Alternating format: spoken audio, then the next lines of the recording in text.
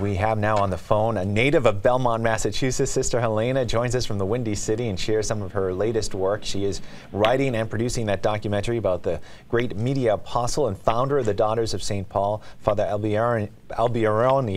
And she's also involved in a new book for women discerning their vocations as well. She's doing a lot, and we're so happy to have her joining us today. And thanks, Sister Helena, for being with us. Oh, thanks, Father. Glad to be with you.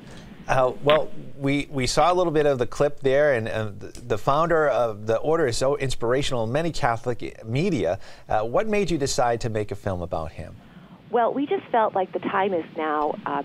The church is really starting to understand the new evangelization, how to use media well, new media, and we said, you know, a lot of people, I think, are feeling the need for a media spirituality. Like, what do we do with our faith lives? How do we put our faith lives together with our media lives? And Father Alberione already has a whole media spirituality. He has a media vision, a media strategy for our world today. And we want to share that with them through the film. Sister Helena, thanks so much for being with us today. Just watching that clip, truly amazing. I can tell it's going to be a great documentary, and I'm looking forward to seeing it. And in the midst of this, you're working with our great friend, Rob Kesmark. Can you tell us how the production's been going, and exactly when can we expect to see the film? Well, I like to say that it's been going miraculously. I'm actually keeping a book of miracles, a little book of miracles, because we've been to Italy twice. That was our founding country. And we've just done, it's so wonderful working with Spiritu Studios. They are just, I've learned so much about filmmaking from them, but also what it means to be a Catholic artist, to be a Catholic filmmaker. They walk the walk, you know, and it's been just a really rewarding thing. And as all projects like this, it's a little behind, but it's going very, very well. And we hope to release it in Spanish at the same time, so that's going to slow it down a little bit more. But it should be done within the next 2 months or so. But then we have to really carefully plan screenings. We have to have a premiere somewhere. You're only allowed, you know, one premiere. So is it going to be Rome or Hollywood or New York or Chicago? Who knows? Or Boston? Who knows, right? So, but we want to have some special screenings in the fall. And then 2014 is the 100th anniversary of the founding of the Pauline Family, all 10 congregations that Father Alberione founded. So definitely, probably January,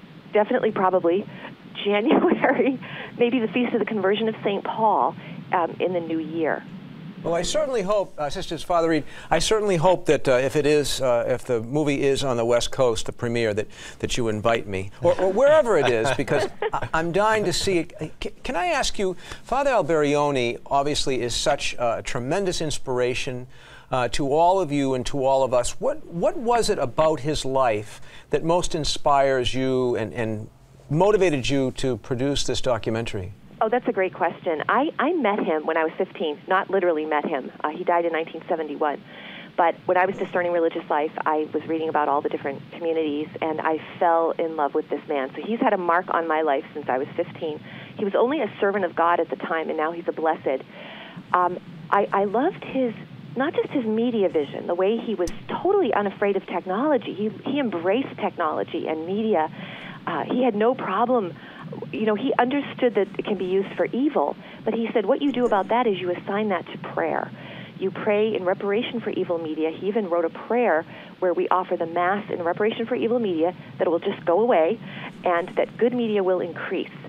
So I loved that part of him, but he was also so humble and so prayerful, so devoted to Our Lady. Eucharistic adoration is the spirituality he gave us. But another thing I really liked about him was if I had to describe him in one word, I would simply say realist. Mm-hmm. He was a realist. And one time when the American sisters were talking to him saying, well, actually they were the first Italian sisters who came over and were, you know, trying to insert themselves into American culture, they told him, you know, these Americans are so practical. You know, they really get the job done, and a lot of American know-how, you know. And he said, good, let them be practical all the way to eternity.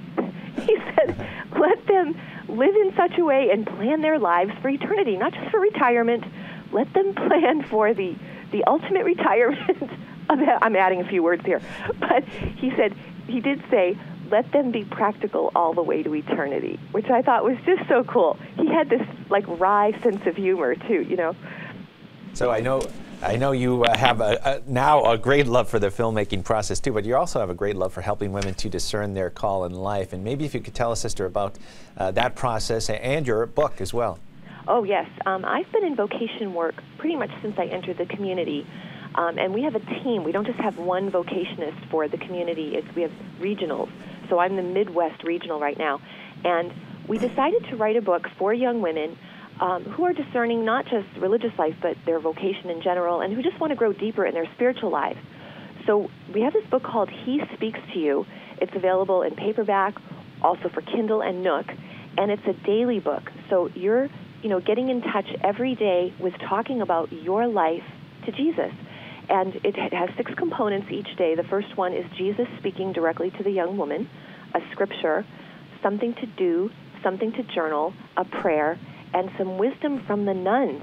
So we let 30 other communities contribute to the book, so that, what young women tell us is, we don't see sisters.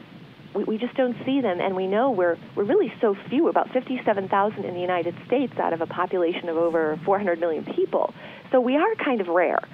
And this is a way where they can kind of be in touch with nuns each day. Nuns speaking to them just about things in general, not always about religious vocations. And so each month has a theme. For example, March, because it's usually Lent, is the theme of suffering in our lives. What is the role of suffering? But it's all geared to Jesus, like us and Jesus, this ongoing conversation. So it can help the young woman to get in that habit of daily prayer, talking about things that really matter, trying to solve problems in her life. And we found that doing our vocation work, sometimes the same questions come up over and over with young women. And we realized if they just understood some of the basics of the spiritual life, some of the patterns, it's different for everybody, but there are patterns, and the wisdom of the church and the saints can really help us. So we've tried to answer a lot of those basic questions throughout the year. Amazing. Sister, this is a great book. I'm actually holding it in my hand. Is there a place where people can find the book and also learn more about the upcoming movie on Father Alberione? Sure. The book can be obtained at our website, pauline.org, or in one of our book centers, which you can also find at that website. And the website for the movie is mediaapostle.com. We've translated the trailer into 10 languages and counting. We hope to do Klingon, Elvish, and Zombie as well. Very good. Well, we'll be looking forward to that, and I hope your mother's watching. I know you. I'm sure she is. You're Hi, a native. Hi, Mom. There you go. Hey, Sister Helena, thank you so much for joining us once again on This Is the Day, and we really appreciate your opening our eyes to both the book and also the coming movie. Thanks, and God bless. Father Alberione would have loved Boston Catholic TV. God I think bless. he would have. Thank you. Okay, bye-bye.